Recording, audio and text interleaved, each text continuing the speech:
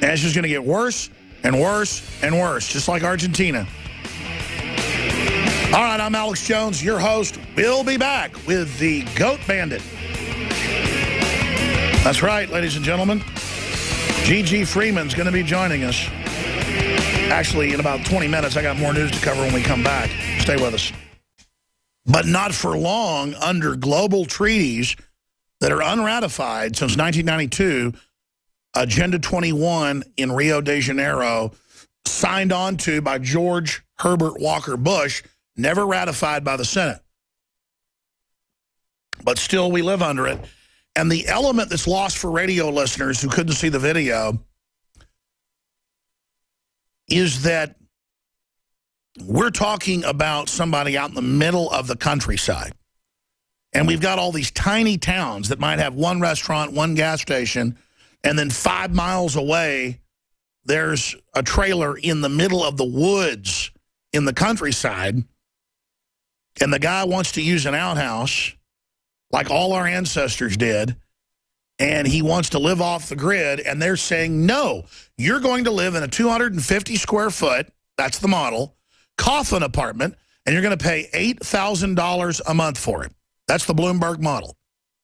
And cities are going to subsidize it and only allow those to be built. That's now happening in San Francisco, Austin, New York, Chicago, Dallas, you name it. Not so you get something small and save money, but so that you have to pay more for something small. This is the negative growth economy. This is the austerity model with this arrogant code enforcer on a power trip and the good neighbor that complained, of course, when they can't even see his property. Looks like 700 yards or something off the road, back in the woods. This is how they control everybody. And then they're going to increase the taxes, the regulations, the globalist operations, to ship our jobs overseas, to have such regulations you can't operate here, to where you cannot live without going on welfare. Walmart, that has $70+ billion they're reporting today, just offshore in bank accounts, tax-free. Walmart, for 3 years, has been telling their employees, oh, we pay you such a little amount so you qualify for welfare and food stamps as a supplement. See, and so they're then supported and get a payoff, corporate welfare, from the U.S. taxpayer. USA Today reports $76 billion offshore in tax havens. And listen, Walmart's not free market. Walmart games economies. Walmart buys slave deals. Walmart lobbied for all these so-called free trade deals that are really tariffs on us so we can't compete. They go to China and other countries, have special deals to get things cheaper than anybody else can because they basically pay off the top generals from the PLA that are on these boards. Walmart, does things like change a law so they can inject meat with water. So it looks like it weighs more to charge you more. Wonder why Walmart steak or chicken shrinks. Or they get the law changed, was it 20-something years ago, where they could go out and, as before it was called racketeering, and they'll tell 10, 15 egg producers in a region, we're going to sign a contract from you for the next 5 years to buy your eggs at this amount. But at any time we want, we can get out of that contract. We're like, well, you know what? We just want to do it. It's great.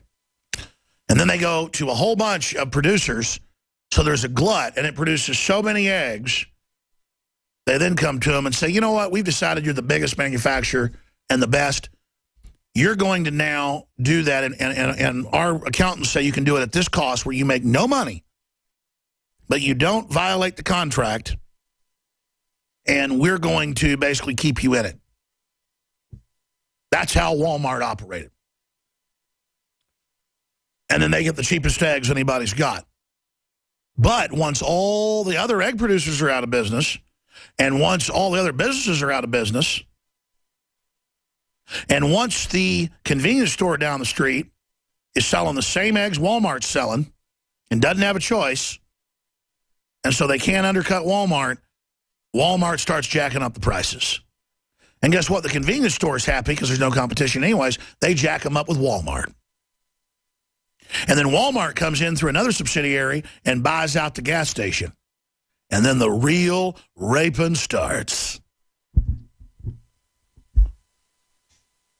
You see, Henry Ford had his problems, but he was a very smart man, and he wanted to build an economy that could buy his products. He wanted to industrialize North America. So he would sell Model Ts where he made a nice profit, but where they were so affordable, his employees could buy one. And then buy all the accessories and everything else. And then they got to enjoy the open roads. They got to get to work faster. They got to... But he got a large part of their discretionary income forever. And they were loyal to him because he gave them employee discounts. That's a smart businessman. A win-win.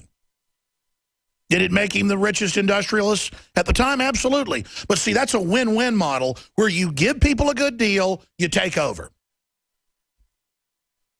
Well, the globalists don't want to give you a good deal. They want to hurt you. They want to shut down your farms and ranches. They want to shut down your five and dimes. They want to shut down your mom and pops. They want to shut down your downtown. And they want the doctor and the optometrist and the barber and the GMO McDonald's and the diabetes medication and everything in one shop, one house, one place. And just in case you try to go out and live in the sticks and raise your own goats and raise your own cows or have an outhouse or a chemical toilet, and you're going to beat the system doing that, putting solar panels out there, and you're going to have air conditioning and you're going to have everything for free after you buy those solar panels one time, and you're going to grow grapes, you're going to grow tomatoes, you're going to sell them to your neighbors, guess what? We're going to send the tax police out. We're going to spend $1 million having the feds do a sting on you selling your neighbors those potatoes. Doesn't matter if you just made $1,000 selling those over a whole year to your neighbors. We're going to shut you down. We're not going to shut banks down shipping heroin and cocaine in. We're not going to stop big banks and globalist organizations shipping little kids out to be putting snuff films, begging for mommy while they get raped and tortured. No, we're going to shut you down. And if we catch you using medical marijuana in Kansas, we're going to give you 30 years in prison. And we're going to take your kids from you, lady. We gave you Crohn's disease with the vaccines. Now we're going to put you in a prison. And you're going to like it. And you better like it. People say, but Walmart's eating itself. You know, in the future, it'll have no customers, so everything will collapse. That's the game plan. Deindustrialize us, dumb us down, drug us up first before they release the bioweapons and wipe everybody out. We'll be back.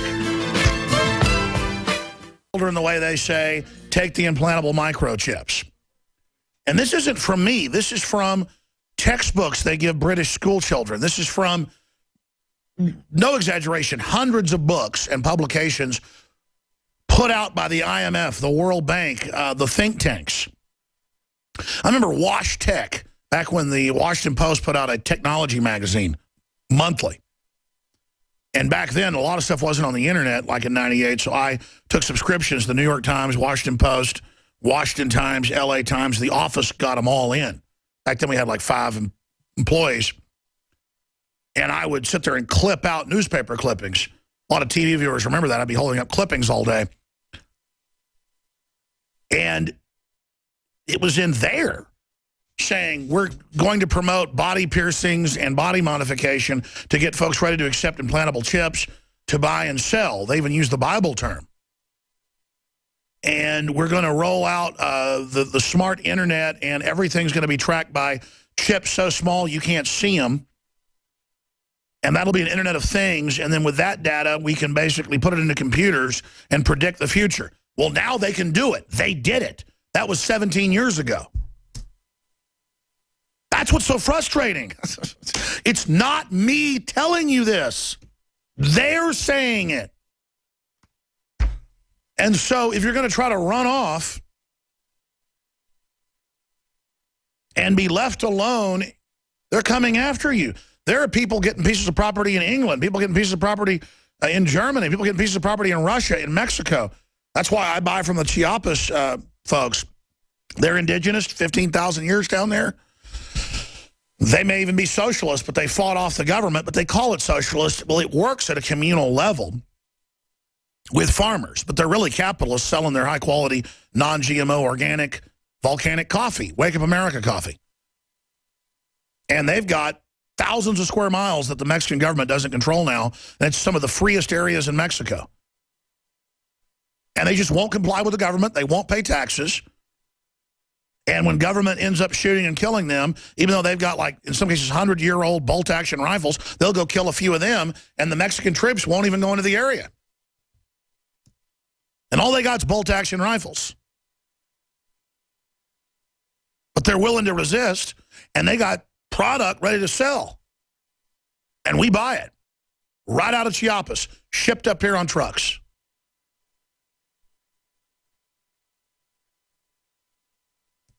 Look at this. New York State Senator proposes using GPS implants to track violent convicts. And you know what they did in Mexico? All over Mexico, from Yucatan to northern Mexico, they forced people off their land in the last 30 years under UN biosphere zones as collateral on Mexico's debt, and forced them all into the maquiladoras on the border or into Mexico City. Mexico City went from 10 million 30 years ago to over 30+ million today, the second most populous city in the world. Half the population lives in cardboard boxes by giant black rivers of sludge. Upwards of a third of the babies have a syndrome that are born without a higher brain. It's so toxic. You're going to hear Mecha and La Raza complaining about how the U.S. ships its batteries to Mexico City to be basically thrown right in the rivers after their cores are pulled out? Or how the Mexicans are all being forcibly injected with Gardasil to sterilize them? No. You will hear it here. All we do is tell the truth, let the chips fall where they are. And we're not into killing people. But New York State Senator, this is CBS News, proposes using GPS implant to track violent convicts. Senator Saratoga, or calls Saratoga lawmakers' suggestions an overreaction to upstate prison break. Well, they've released 36,000 violent illegal aliens just in the last year. And they act like it's the end of the world and checkpoints and whole towns under martial law looking for two guys when it was an inside job, and the ladies admitted that for sex, basically, and then she got threatened by him and blackmailed into having him escape. That's how people with mass Stockholm syndrome give in to government and corporations that we've been abused by to follow more and more orders from them, and only gets us in more trouble. I mean, I instantly said inside job when that happened. And it's usually some woman who they trick into having sex, some unattractive woman, nothing against her, but unattractive woman, those 200 unattractive men, they have sex with her and then they blackmail her. We're going to tell people we had sex if you don't give us a little more info. If you don't, then pretty soon if you don't show up with a getaway car. Then, of course, they double-crossed her and didn't even show up. But meanwhile, they want everybody to have implantable microchips now. See, this is how they push it. And they act like it's going to give us security. No, it won't. It'll give you total enslavement. It's high-tech and certainly controversial. Oh, it's just controversial. But with two prisoners from the Clinton Correctional Facility still on the lam, as if they wouldn't dig the chips out, an upstate senator says the one way to track future escapees is to microchip them. Bloodhounds and expensive manhunts are so yesterday. Yeah, especially when you let 36,000 violent illegals out this year. It's all just hysteria. Everything's about a power grab. Martial law in a whole bunch of towns. When it comes to hunting escaped prisoners, that's the opinion of one lawmaker who says the state should explore implanting tiny GPS devices under the convict's skin. Oh, they'll end up catching these guys because they're in the system. But instead they want a bunch of paramilitary guys saying, we're searching every house in the town. And they search like 4 or 5 towns. They'd be like, you're not searching my house. Oh, yeah, we're in charge. Watch. Well, America never did this before. It ain't America no more, eh? Others say microchipping criminals could have multiple uses. If you've got convicted murderers, the type of people these two men are, it would make some good sense at the level that we should have something that we could track them.